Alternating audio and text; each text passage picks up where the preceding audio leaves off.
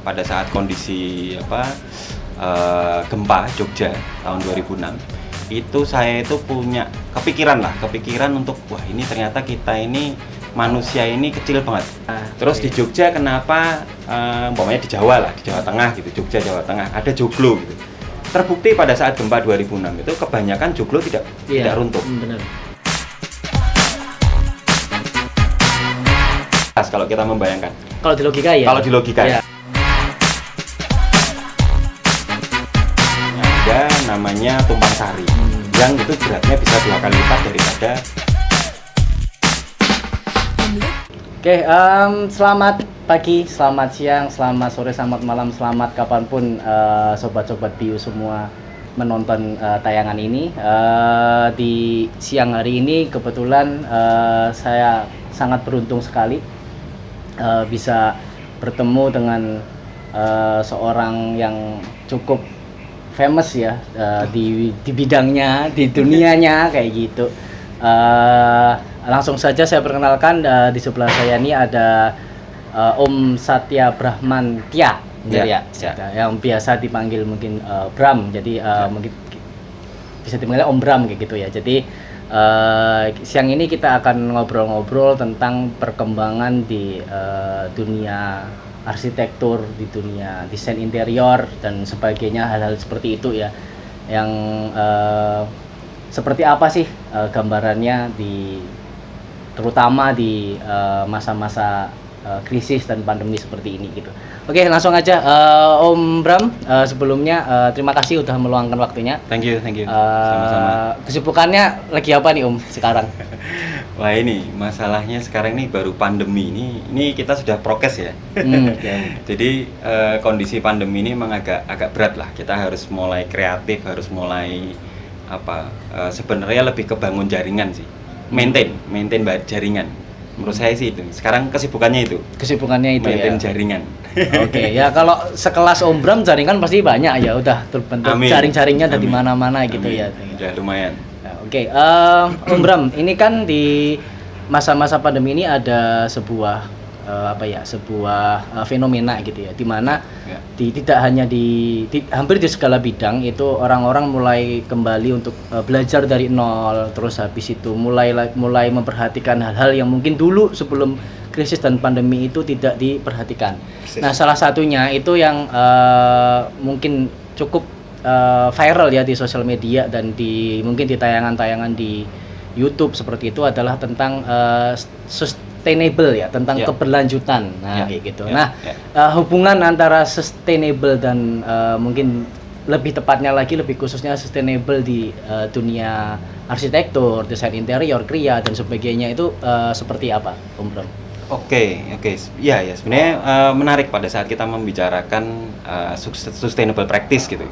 Jadi nggak tahu kenapa saya itu dulu tahun 2006 pada saat kondisi gempa Jogja tahun 2006 itu saya itu punya kepikiran untuk wah ini ternyata kita ini manusia ini kecil banget kalau dibandingkan alam gitu. Pada saat tahun 2006 itu gempa Jogja itu sampai menelan mungkin saya dengar sih sekitar sampai 6.000 orang gitu, 6.000 jiwa gitu. Jadi menurut saya ini kok kita jadi kayak diingetin kalau manusia itu ternyata kecil banget. Nah, tahun 2006 itu akhirnya saya mencoba untuk membayangkan kita harus menghormati alam. Nah, menghormati alam ini ternyata kan ada pada saat itu kemunculan gerakan green product. Nah, pada saat saya mulai mempelajari tentang green product ini ternyata nggak sesederhana yang saya bayangkan. Karena memang kalau green product itu banyak batasan-batasannya gitu. Terus tahun 2006 gempa itu kebetulan saya dan beberapa teman akhirnya mencoba untuk membuat satu gerakan gitu di bidang desain, karena saya kebetulan juga concernnya di bidang desain, terutama desain furniture dan kerajinan gitu. Nah, pada saat itu kita bikin sebuah pabrik gitu yang memang khusus untuk ngomongin tentang green product awalnya. Tapi setelah kita cari literatur, cari konsep gitu, ternyata tidak sekedar green. Ini yang sebenarnya saya pengen menegaskan bedanya antara green product dengan sustainable product gitu. Oke. Nah, pada saat kita ngomong tentang green product ini memang agak batasannya agak ketat gitu. Umpamanya memakai kayu itu, apapun yang terjadi, kayu itu adalah produk green yang tidak boleh semena-mena diambil. Gitu.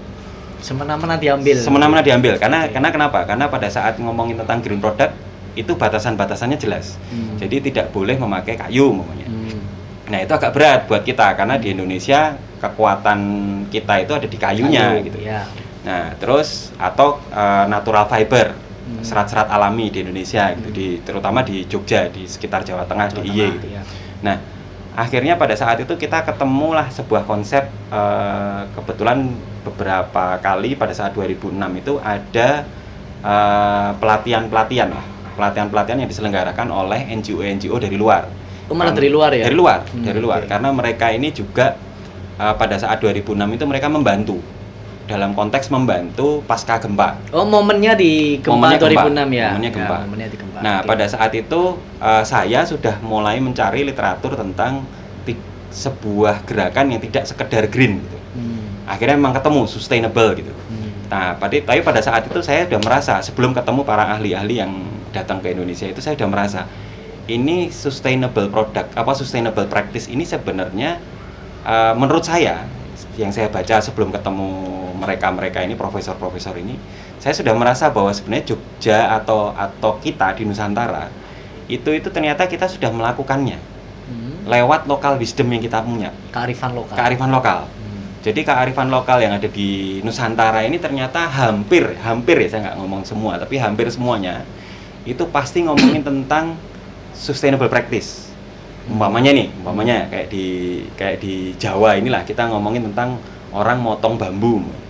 Motong bambu itu ada mongsonya, ada waktunya. Ya. Jadi waktu memotong bambu itu ada waktu-waktu tertentu untuk memotong bambu. Nah, pada saat saya pelajari kenapa ternyata waktu yang tepat untuk memotong bambu itu adalah mongso kesongo. Nah, mongso kesongo itu ternyata adalah mongso atau waktu yang pada saat bambu itu meluruhkan zat makanannya untuk mempersiapkan tunas barunya. Oke. Nah, berarti pada saat itu dipotong, si bambu ini memang akan menjadi bambu yang awet gitu. Karena sebenarnya termite kumbang pemakan kayu itu sebenarnya bukan makan kayunya atau bukan makan bambunya, tapi dia itu sebenarnya mencari zat makanannya, glukosanya yang tadi diluluhkan sama bambu pada saat dia mempersiapkan untuk tunasnya. Nah, menurut saya ini kan sangat sustain gitu. Iya, benar. Terus umpamanya kita nanam padi ada waktunya. Terus umpamanya kalau di Jawa ada kayak umpamanya mau membangun rumah. Itu kalau pada saat istilahnya ngangkat molo itu apa ya? Jadi kayak ada tengahnya rumah itu. Oh ya, oke. Nah, itu kan namanya ngangkat molo itu ditaruh di atas. Itu ada waktunya itu. Disesuaikan dengan umpamanya waktu lahirnya pemilik rumah. Umpamanya gitu. Weton gitu ya.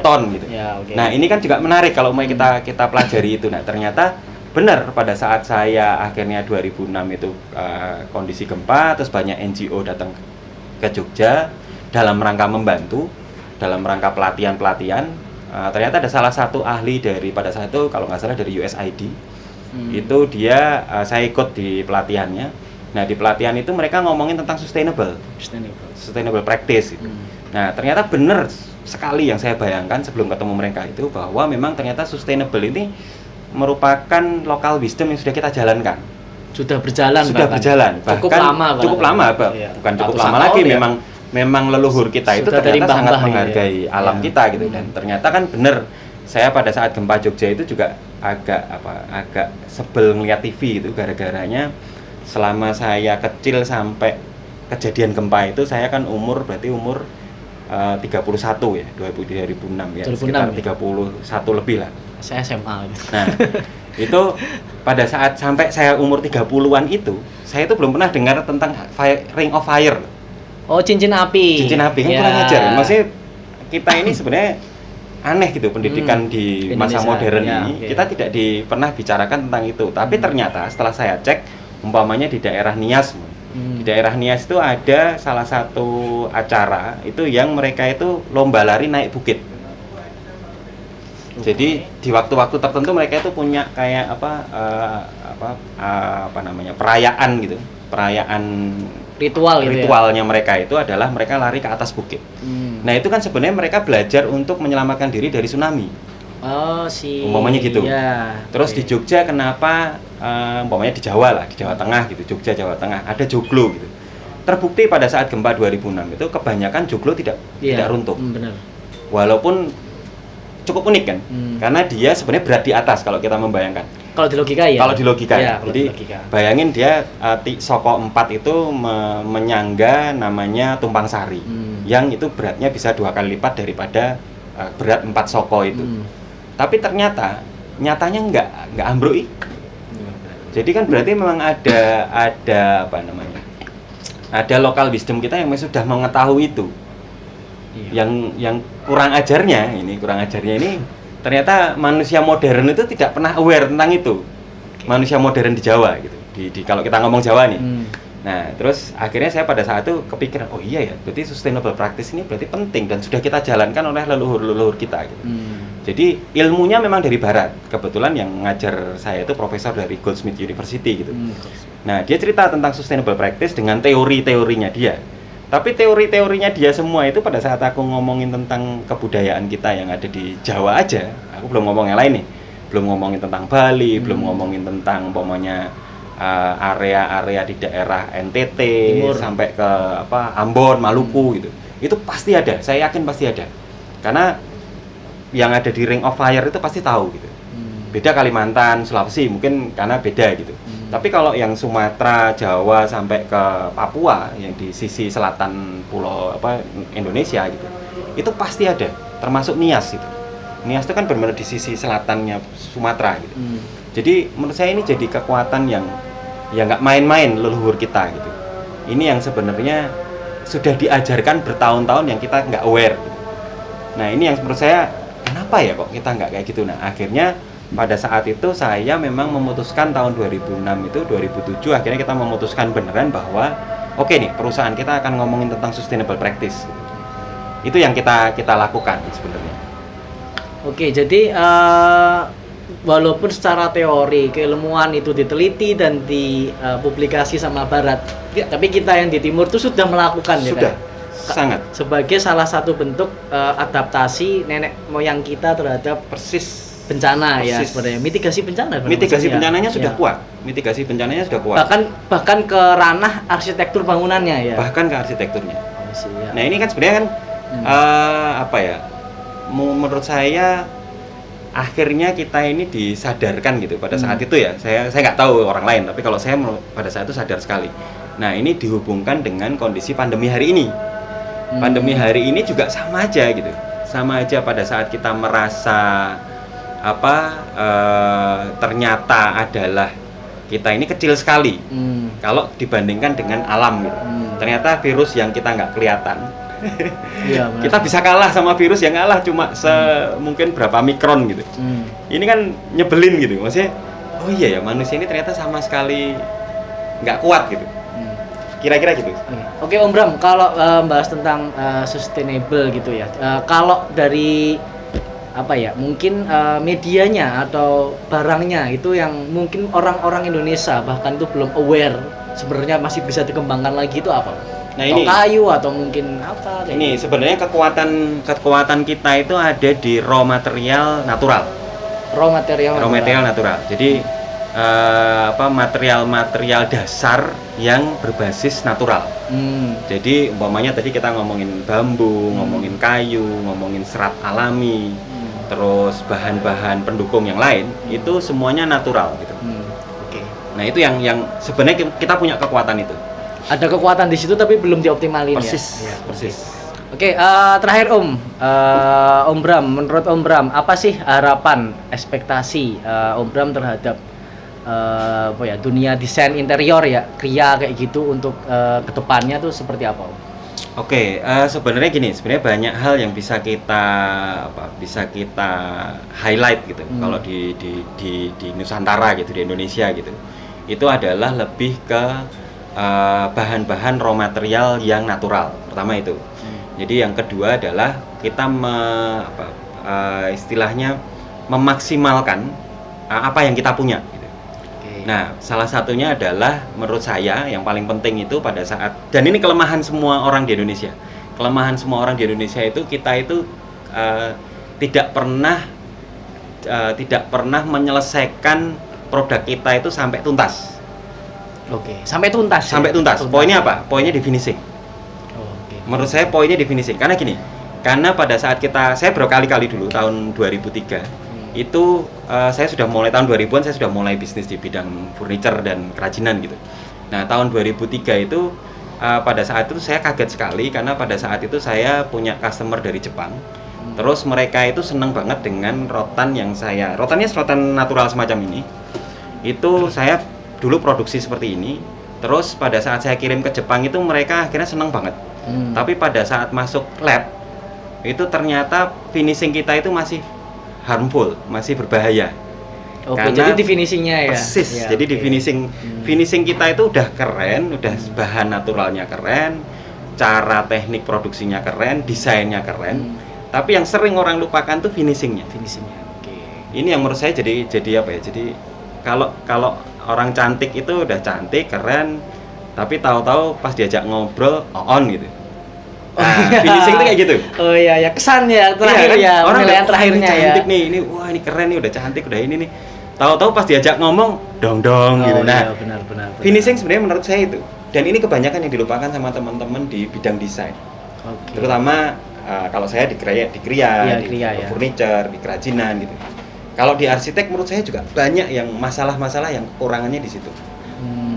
Rumah bambu keren banget tapi 3 bulan hancur. Jadi di final touch up-nya ya. Final touch-nya. Karena kadang-kadang kita itu sudah merasa kaya raya.